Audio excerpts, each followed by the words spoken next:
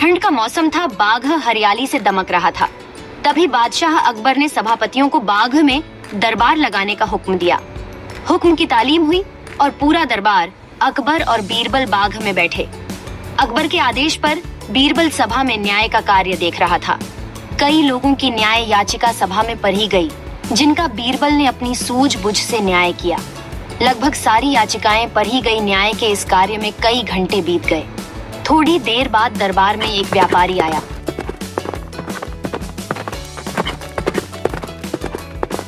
उसने चौरी की अर्जी लगाई थी। उसने कहा, एक बार वो दिल्ली गया था। वहां उसने सोने का कबूतर देखा। उसके पंख सोने के थे। उसने वो कबूतर पूरे 10 सोने के सिक्के देकर खरीदा था। दिल्ली से आने के बाद उसने उस कबूतर को अपने घर में पिंजरे में रखा था और रोज सुबह और शाम उसे दाना डालता था। रात्रि को उसने दाना डाला था, लेकिन अगले दिन उसने बाहर जाना था, इसलिए यह कार्य घर के नौकरों को सौंप दिया। जब वह वापस आया तो कबूतर पिंजरे में नहीं था।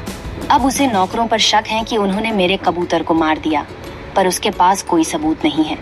व्यापारी के शक के आधार पर घर के नौकरों को दरबार में लाया गया। उसने कई सवाल पूछे, पर किसी ने कोई उत्तर नहीं दिया। समझना मुश्किल था कि कबूतर को किसने गायब किया। तभी बीरबल उठा और नौकरों के चारों तरफ चक्कर लगाते हुए उसने जोर जोर से हंसना शुरू कर दिया। अकबर ने हंसने का कारण पूछा। तब बीरबल ने हंसी रोकते हुए बोला, महाराज, चोर तो हम सबके सामने ही हैं। उसने जब कबूतर को पकड़ डाला तो कबूतर के पंख उसकी पीठ पर कमीज के ऊपर चिपक गए, जिसे वो हटाना भूल गया और दरबार में आ गया। बीरबल की बात सुनकर एक नौकर घबराया और उसने अपने हाथों को अपनी पीठ पर फेर कर जानने का प्रयास किया कि क्या उसकी कमीज पंख है। ऐसा करते उसे बीरबल ने देख लिया और झट से उसे आगे कर चोर के रूप में दरबार में पेश किया। सबने उसकी कमीज देखी, जिस पर कोई पंख नहीं था। तब बीरबल ने कहा, उसने चोर को पकड़ लेने के लिए झूठ कहा था। उसे पता था जिसने चोरी की है वो जरूर अपनी पीठ की तरफ अपने हाथ बढ़ाएगा और अन्य नौकर सहजता से दरबार में खड़े रहेंगे, और वही हुआ। इस तरह बीरबल ने सोने के कबूतर की चोरी का न्याय किया, जिसे देखकर फिर से अकबर ने बीरबल की तारीफ की और सभी दरबारियों का चेहरा उतर गया।